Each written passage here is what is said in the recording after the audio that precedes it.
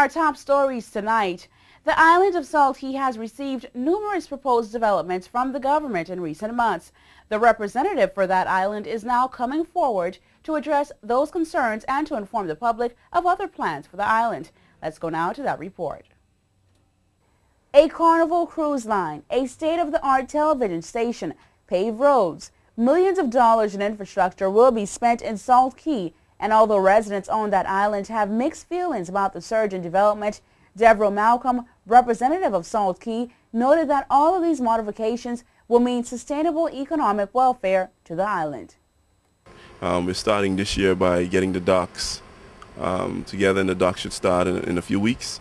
The docks are going to be very important as far as onloading and offloading heavy-duty equipment and the materials and other things needed to start the development.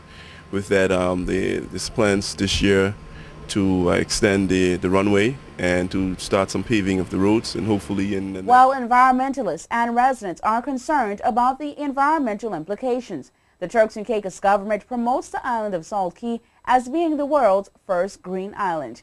Developers are constructing two-story ultra-low-density buildings and considering the possibilities of using renewable energy. We are slated to do the development with a new DC's building and government facilities, because with the new added development that's going to be coming on in a few months, I imagine the population might increase from, say, about 120 to 150 persons to maybe about 450 persons, with jobs and opportunities being created for that island. Hopefully, Malcolm noted that employment opportunities will be endless. It opens the door for many other opportunities for a greater government presence in customs and immigration and policing, because right now there's only one police officer, and labor or any of the organizations that will be functional for the island of Salt Cay. I mean, eventually even having a bank, and I've mentioned it to some of the banks to see if they can even if they go in once a week, or even an ATM, something that will be people have access to money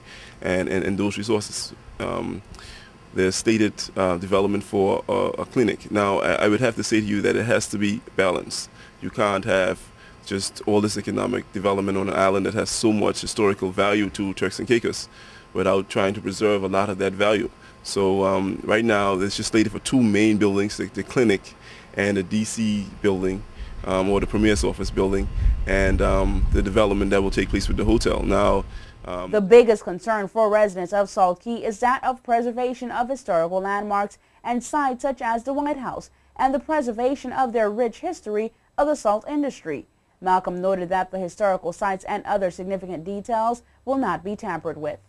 We're going to look at preserving and maintaining that historical value of the island and its greatness. In fact, this coming year, we're looking at another economic boost for the island, and I've been to see the residents on this some months back because I want to give them the first opportunity that any business is going to come through. We're working closely with Carnival to see if we can get passengers off the cruise ship into the island.